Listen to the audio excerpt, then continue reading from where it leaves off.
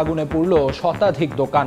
আকস্মিক ক্ষতিতে মাথায় হাত ব্যবসায়ীদের, পাশে থাকার আশ্বাস শিল্প উপদেষ্টার।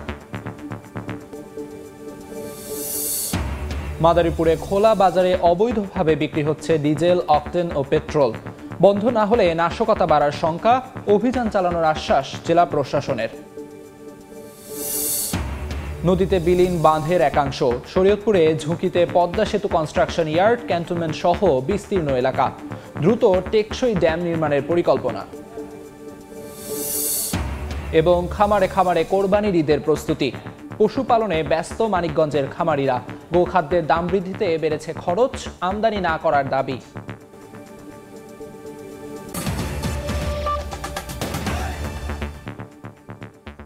আমন্ত্রণ সময় সংবাদের নিয়মিত আয়োজন বিভাগীয় সময়। থাকছি সপ্তাহের 7 দিন ভিন্ন ভিন্ন বিভাগের সংবাদ নিয়ে। আজ থাকছে ঢাকা বিভাগ, সঙ্গে আছে আমি আমিরুল ইসলাম আলিফ। মুন্সিগঞ্জে শ্রীনগর বাজারে আগুনে পুড়ে ছাই 80টিরও বেশি দোকান। বৃহস্পতিবার গভীর রাতে হঠাৎ লাগা আগুনে মাথায় হাত ব্যবসায়ীদের। ক্ষতিগ্রস্তদের পাশে থাকার ঘোষণা দিয়েছেন শিল্প উপদেষ্টা। প্রাথমিকভাবে আগুনের কারণ জানাতে পারেনি ফায়ার সার্ভিস। নাসির উদ্দিন উজ্জ্বলের রিপোর্ট, ছবি তুলেছেন আবু সাইদ। বৃহস্পতিবার গভীর রাতে হঠাৎ আগুন দাউ দাউ করে পুড়ছে মুন্সিগঞ্জের শ্রীনগর বাজার। প্রত্যক্ষদর্শীরা জানান, প্রথমে একটি দইয়ের দোকানে আগুন লাগে। নৈশ প্রহরীরা টের পেয়ে ফায়ার সার্ভিসে খবর দেন। ততক্ষণে আগুন ছড়িয়ে পড়ে আশপাশের দোকানেও। ফায়ার সার্ভিসের 4টি ইউনিট ঘটনাস্থলে পৌঁছে আগুন নিয়ন্ত্রণে কাজ শুরু করে। 6 ঘন্টার চেষ্টায় শুক্রবার সকাল 8টায় আগুন নিয়ন্ত্রণে আসে। তবে এর আগেই ক্ষতিগ্রস্ত হয় শতাধিক দোকান। এই অবস্থাতে প্রায় মোটামুটি 50 লাখের মতন আমার ক্ষয়ক্ষতি আছে। কি কারণে আগুন লেগেছে এবং কি পরিমাণ ক্ষতি হয়েছে এটা তদন্ত সাপেক্ষে বলা যাবে। ঘটনাস্থল পরিদর্শন করেছেন শিল্প এবং গৃহায়ন ও গণপূর্ত উপদেষ্টা আদিলুর রহমান। ক্ষতিগ্রস্তদের সরকারিভাবে আর্থিক সহায়তার ঘোষণা দেন তিনি। দুর্যোগ ব্যবস্থাপনা এবং এই ত্রাণের যিনি উপদেষ্টা আছেন তার সঙ্গে কথা বলে এসেছি। প্রয়োজনীয় যা সহযোগিতা করা আমরা প্রশাসনের মাধ্যমে করব। ব্যবসায়ীদের দাবি, অগ্নিকাণ্ডে পুড়ে ছাই 84 দোকান। এছাড়া আশপাশের আরও 40 থেকে 50টি দোকানের মালামাল নষ্ট হয়ে গেছে। নাসির উদ্দিন উজ্জ্বল, সময় সংবাদ, মুন্সিগঞ্জ। মাদারীপুরে খোলা বাজারে বোতলে বোতলে বিক্রি হচ্ছে ডিজেল, অকটেন, পেট্রোল সহ জ্বালানি তেল। গ্রাম থেকে শহর সবখানেই হাট বাজারের মোড়ে মোড়ে এ তেল বিক্রি করছেন ব্যবসায়ীরা। ফায়ার সার্ভিস বলছে, অবৈধভাবে জ্বালানি তেল বিক্রি বন্ধ করা না হলে বাড়তে পারে নাশকতা সহ অপরাধমূলক কর্মকাণ্ড, ঘটতে পারে দুর্ঘটনাও। যদিও এ ব্যাপারে ব্যবস্থা নেওয়ার আশ্বাস দিয়েছেন জেলা প্রশাসক। সঞ্জয় কর্মকার অভিজিতের রিপোর্ট, ছবি তুলেছেন শাহাদাত আকন। মাদারীপুরের শিবচর উপজেলার শেখপুর বাজারে মা অয়েল সার্ভিস দোকানের সামনেই বোতলে সারিবদ্ধভাবে রাখা পেট্রোল, ডিজেল ও অকটেন তেল নিয়মনীতির তোয়াক্কা না করেই যে কোনো ব্যক্তির কাছেই এ জ্বালানি তেল বিক্রি করা হচ্ছে। একই চিত্র জেলার 5টি উপজেলার বিভিন্ন এলাকার গ্রাম ও শহরের হাটবাজারের মোড়ে মোড়ে দোকানে পাওয়া যাচ্ছে জ্বালানি তেল। অথচ এই দাহ্য পদার্থ বিক্রি করতে ফায়ার সার্ভিস, জেলা প্রশাসন সহ সরকারের একাধিক দপ্তরের অনুমতির প্রয়োজন থাকলেও মানছেন না ব্যবসায়ীরা। পাম্পের তেলের চেয়ে কমপক্ষে 5 টাকা 10 টাকা লিটার মধ্যে বেশি নেয়। গাড়ির চালাতে গেলে দেখা গেছে যে অনেক সময় এই তেল হঠাৎ পথে আটকাই যায়। ফায়ার সার্ভিস বলছে, অবৈধভাবে জ্বালানি তেল বিক্রি বন্ধ করা না হলে বাড়তে পারে নাশকতা সহ অপরাধমূলক কর্মকাণ্ড। আপনি বুঝবেন না কি আসলে গাড়ির জন্য জ্বালানি দিচ্ছে, কে নাশকতার জন্য জ্বালানি দিচ্ছে, এগুলো আসলে বোঝা যাচ্ছে না। আমরা তো পেট্রোল পাম্পগুলোতে সাধারণত মোবাইল কোর্ট পরিচালনা করে থাকি, আর হাটবাজারে যদি এরকম বিক্রি হয়ে থাকে সেক্ষেত্রে আমরা আইনানুগ ব্যবস্থা নিব। জেলার 5টি উপজেলায় অবৈধভাবে খুচরা বাজারে তেল বিক্রির দোকানের সংখ্যা কয়েকশো। প্রশাসনের নাকের ডগায় বছরের পর বছর খোলা বাজারে বিক্রি করা হচ্ছে জ্বালানি তেল। দুর্ঘটনা রোধে এসব দাহ্য পদার্থ বিক্রির বন্ধের দাবি জানিয়েছেন সচেতন মহল। সঞ্জয় কর্মকার, অভিজিৎ, সময় সংবাদ, মাদারীপুর। এ বিষয়ে বিস্তারিত জানাতে মুন্সিগঞ্জ থেকে সরাসরি যুক্ত হচ্ছেন রিপোর্টার নাসির উদ্দিন উজ্জ্বল ও মাদারীপুর থেকে সঞ্জয় কর্মকার, অভিজিৎ। শুরুতেই যাচ্ছি উজ্জ্বলের কাছে। মুন্সিগঞ্জের যে যে এখানকার ৬টি উপজেলা রয়েছে, সেখানকার যে ৬৮টি ইউনিয়ন এবং ২টি পৌরসভা, প্রত্যেকটি এলাকাতেই কিন্তু এরকম খোলাভাবে যে বোতলে করে অকটেন এবং পেট্রোল বিক্রি করছে, সেই ব্যাপারে কিন্তু এখানকার ফায়ার সার্ভিস বলছে যেটি খুবই ঝুঁকিপূর্ণ এবং এই কারণে কিন্তু নানা রকম অগ্নি নির্বাপনের ঝুঁকি রয়েছে এবং তারা বলছেন যে এই থেকে কিন্তু অনেক দুর্ঘটনা ঘটতে পারে এবং যে এই ব্যাপারে জেলা প্রশাসনের যে নেজারত ডেপুটি কালেক্টরেট তিনি বললেন যে এই ব্যাপারে যে এই যে খোলাভাবে পেট্রোল বিক্রি সেই সংখ্যাটি কত সেটি তারা জানাতে পারেননি, তবে বলছেন যে এই বিষয়টি কিন্তু বিধি নিষেধ রয়েছে, তো বিধি নিষেধ উপেক্ষা করে কিন্তু এইভাবে পেট্রোল এবং অকটেন বিক্রি করা হচ্ছে এবং এই সিপাহীপাড়া এলাকাতে কিন্তু অন্তত 4টি দোকানে এইভাবে পেট্রোল বিক্রি করা হচ্ছে এবং অকটেন বিক্রি করা হচ্ছে এবং এগুলো কিন্তু অনেক দোকানে আবার চোরাই পথেও এই পেট্রোল অকটেন চলে আসে এবং যেগুলো জাহাজ থেকে নামানো হয় বা বিভিন্ন রকম লরি থেকে নিয়ে আসা হয় এবং সেগুলো যে এরকম বোতলে ভর্তি করে সাজিয়ে রাখা হয় সেটা কিন্তু প্রকাশ্য দিবালোকেই চলছে এবং এই সিপাহীপাড়া কিন্তু একেবারে শহরের একটি গুরুত্বপূর্ণ পয়েন্ট। এর বাইরে কিন্তু গ্রামে গঞ্জে অথবা এই তেলের দোকান ছাড়াও একদম যে অন্যান্য দোকান রয়েছে, আমরা পথেই দেখেছি যে কাঠের দোকান, সেই কাঠের দোকানের সামনে কিন্তু পোস্টার সাজিয়ে রেখেছে এই রঙিন অকটেন এবং পেট্রোল। তো এই বিষয়গুলোর কারণে কিন্তু আশেপাশে যে বিভিন্ন রকম দুর্ঘটনা এর আগে ঘটেছে সেগুলো কিন্তু নজির রয়েছে, এরপরেও কিন্তু প্রশাসনের টনক নড়েনি, যার কারণে আপনারা দেখেছেন যে শ্রীনগরে একটি বড় অগ্নিকাণ্ডের ঘটনা ঘটেছে। এরকম নানা রকম ঝুঁকির ব্যাপারে কিন্তু যারা ভোক্তা রয়েছেন, সাধারণ মানুষ রয়েছেন, তারা বলছেন যে এই ব্যাপারে পদক্ষেপ গ্রহণের জন্য। তো এই ছিল মুন্সিগঞ্জের সবশেষ। আমরা চলে যাব মাদারীপুরের খবর জানতে, সেখানে রয়েছেন সহকর্মী অভিজিৎ। মাদারীপুর জেলার 5টি উপজেলায় দেদারছে বিক্রি হচ্ছে খোলা বাজারে জ্বালানি তেল, পেট্রোল, ডিজেল, অকটেন সহ এই দাহ্য পদার্থ বিক্রি করছে যত্রতত্র। তো এই ব্যাপারে আমরা জানবো যে এই দাহ্য পদার্থ বিক্রিতে কোন কোন ধরনের ক্ষতি হতে পারে বা নাশকতার কাজে ব্যবহার হতে পারে কিনা সে ব্যাপারে আমরা মতামত জানবো। আমাদের সাথে রয়েছেন মাদারীপুরের ফায়ার সার্ভিসের উপ সহকারী পরিচালক মোহাম্মদ শফিকুল ইসলাম, তার সাথে জানবো আসলে যে আমরা দেখি যে মাদারীপুরের বিভিন্ন এলাকায় খোলা বাজারে জ্বালানি তেল বিক্রি করা হয়, তো এটা আসলে কোন ধরনের ঝুঁকি হতে পারে বলে আগামীতে আপনি কি মনে করেন? আপনি ঠিকই বলেছেন যে মাদারীপুর জেলার সর্বত্র রাস্তার মোড়ে মোড়ে বিভিন্ন দোকানপাটে এমনকি ভ্যারাইটি স্টোরেও কিন্তু এই ধরনের খুচরা জ্বালানি তেল বিক্রি করা হয়। তো এগুলো আসলে নিয়ম নাই, এগুলার অনুমোদন নিতে হয় সাধারণত জেলা প্রশাসনের কার্যালয় থেকে।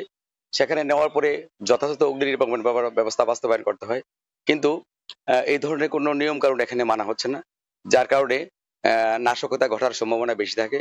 তা আমি বলবো যে যদি কেউ অনুমোদন সহ জ্বালানি তেল বিক্রির অনুমোদন অনুমতি নেওয়া থাকে তাহলে অবশ্যই সে যেন যথাযথ অগ্নি নির্বাপন ব্যবস্থা বাস্তবায়ন করে।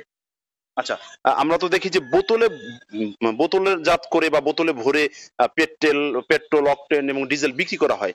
আসলে এই যে বোতলে করে রাখা হয় দোকানের সামনে, তাদের কোনো বৈধতা নেই, লাইসেন্স নেই, তো সেক্ষেত্রে নাশকতার কাজে এই সমস্ত জ্বালানি তেল ব্যবহার হতে পারে কিনা আপনি কি মনে করেন? আপনার আইডিয়া যথাযথ, এরা নাশকতার কাজে ব্যবহার হতে পারে।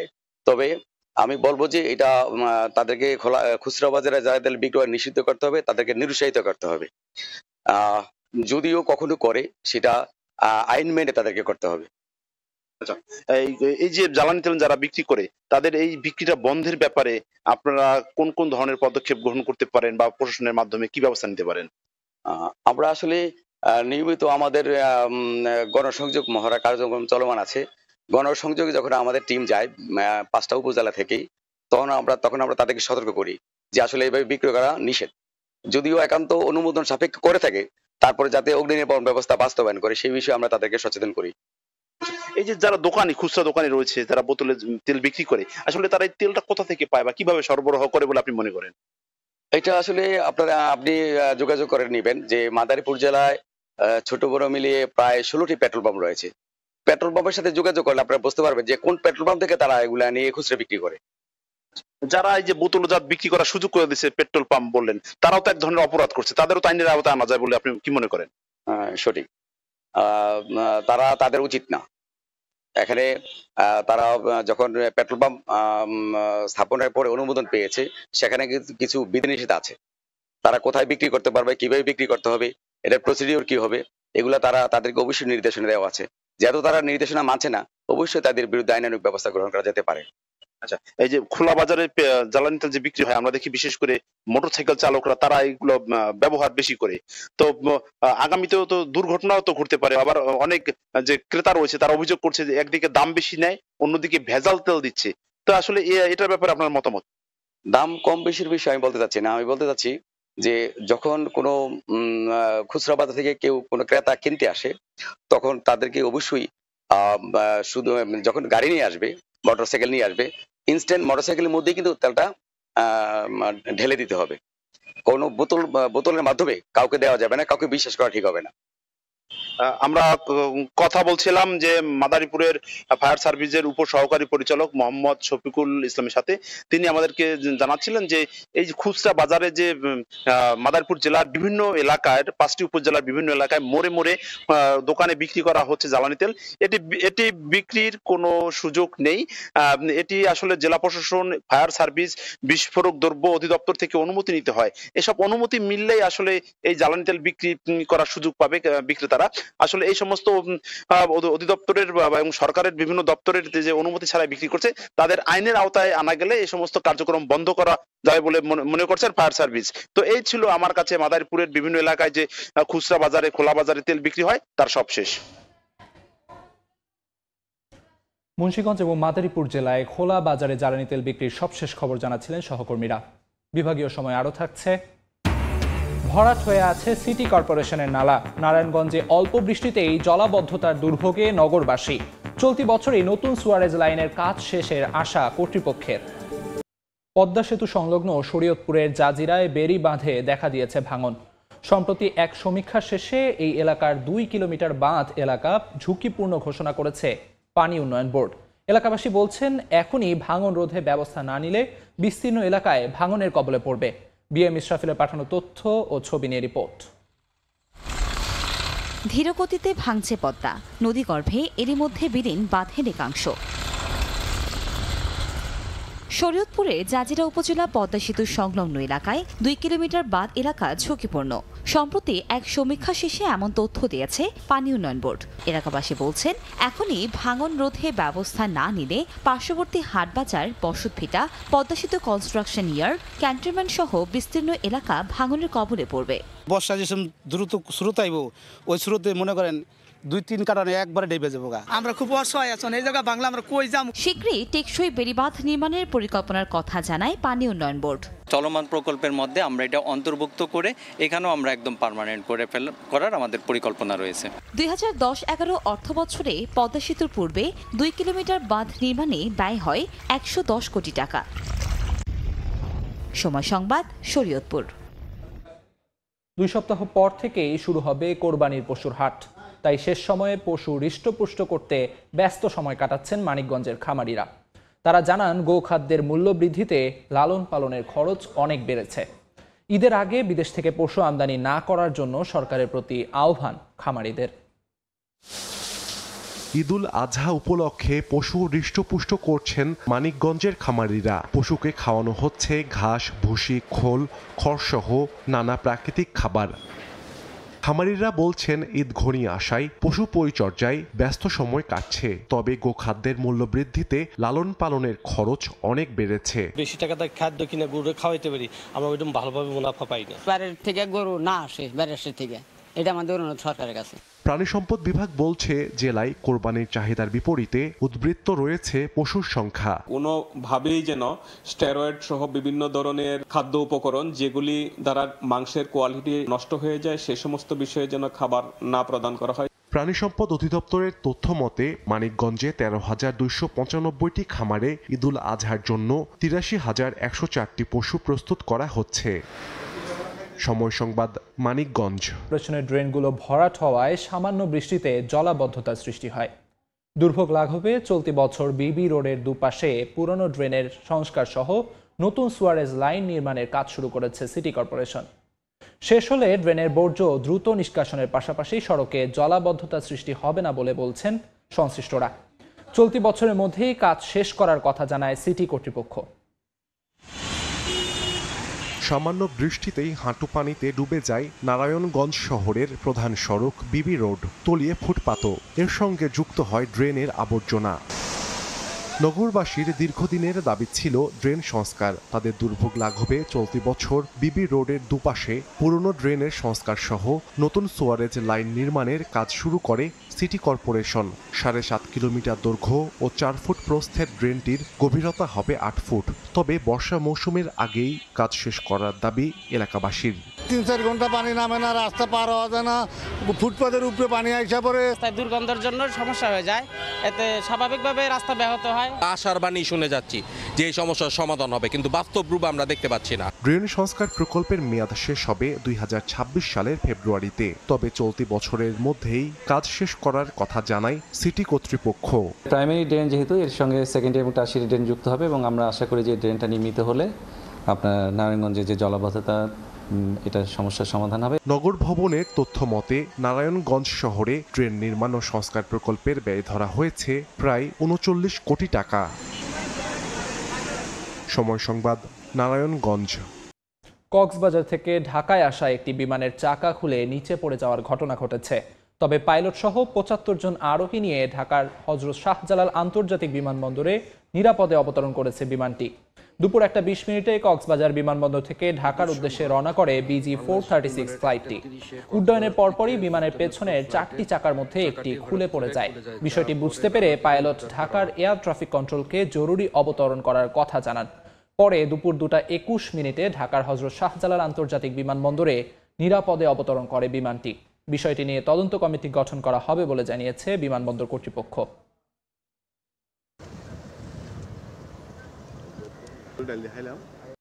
চলতি মৌসুমে বোরো ধানের বাম্পার ফলন হয়েছে কিশোরগঞ্জের হাওড় অঞ্চলে। তবে ধান শুকানোর স্থান না থাকায় বিপাকে পড়েছেন অনেক কৃষক। এ অবস্থায় খাদ্য গুদামের পরিবর্তে নৌকা থেকে কম দামে ভেজা ধান বিক্রি করতে হচ্ছে তাদের। তবে কৃষি বিভাগ বলছে ধানের ন্যায্য মূল্য নিশ্চিতে নেওয়া হবে উদ্যোগ। নূর মোহাম্মদের তথ্য ও ছবি নিয়ে রিপোর্ট। জেলার বড় বড় হাওরে এরই মধ্যে শেষের পথে ধান কাটা। কৃষকরা বলছেন ফলন ভালো হলেও উৎপাদন খরচ বেশি। অন্যদিকে হাওরে ধান শুকানোর জায়গা না থাকায় সরকারি খাদ্য গুদামে তা বিক্রি করা যায় না। এতে নৌকা থেকেই ভেজা ধান বিক্রি করতে হয় 850 থেকে 900 টাকা মন দরে। কৃষকদের দাবি এতে হচ্ছে লোকসান। 10-20 টাকা সবসময় কম থাকে, এরপরে মালের আমদানিও প্রচুর আমদানি হয়। আমদানি হইলে এন থেকে আমরা কিনে নিয়ে বিক্রি করি। আমার ধান হয়েছে মনে 1100 থেকে 1150 মন। আমি ফলা নাই, আমি কই হইব। তবে ধানের ন্যায্য মূল্য নিশ্চিতে উদ্যোগ নেওয়া হবে জানাই কৃষি সম্প্রসারণ অধিদপ্তর। আমরা আমাদের বিভাগীয়ভাবে মন্ত্রণালয়ে প্রস্তাব দেব যাতে ভবিষ্যতে কৃষক তার ধান শুকিয়ে মজুত করে উচ্চ দামে বা প্রত্যাশিত দামে বিক্রি করতে পারে। চলতি মৌসুমে কিশোরগঞ্জে বোরো ধানের আবাদ হয়েছে 1,68,115 হেক্টর জমিতে। সময় সংবাদ, কিশোরগঞ্জ। ভর্তুকি মূল্যে মেশিন, বীজ ও সার বিতরণের সুবিধায় ভুট্টা চাষে রীতিমতো বিপ্লব হয়েছে কিশোরগঞ্জের ভৈরবে। আবহাওয়া অনুকূলে থাকায় এবারে হয়েছে বাম্পার ফলন। গেল বছর 50 হেক্টর জমিতে আবাদ হলেও এবার দ্বিগুণ বেড়েছে। 1 বিঘা জমিতে ভুট্টা আবাদে খরচ 7,000 টাকা, উৎপাদন গড়ে 40 মন। 1300 থেকে 1400 টাকা মন বিক্রি হয়, তাতে আয় 50,000 টাকার উপরে। গোখাদ্য ও জ্বালানি হিসেবেও ব্যবহার হয় ভুট্টা গাছ। উপজেলা কৃষি বিভাগ বলছে ধানের চেয়ে কম পরিশ্রম ও রোগবালাই কম হওয়ায় ভুট্টা চাষে কৃষকরা আগ্রহী হয়ে উঠছেন।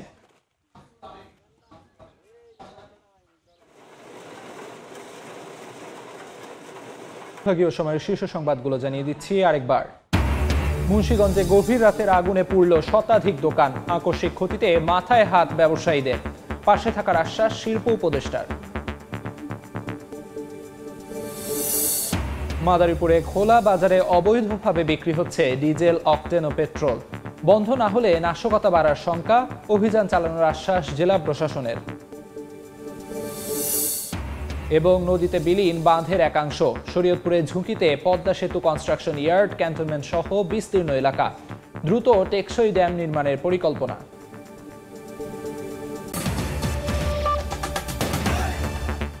এই ছিল বিভাগীয় সময়ে। আগামীকাল থাকবো চট্টগ্রাম বিভাগের আয়োজন নিয়ে। সঙ্গে থাকুন সময়।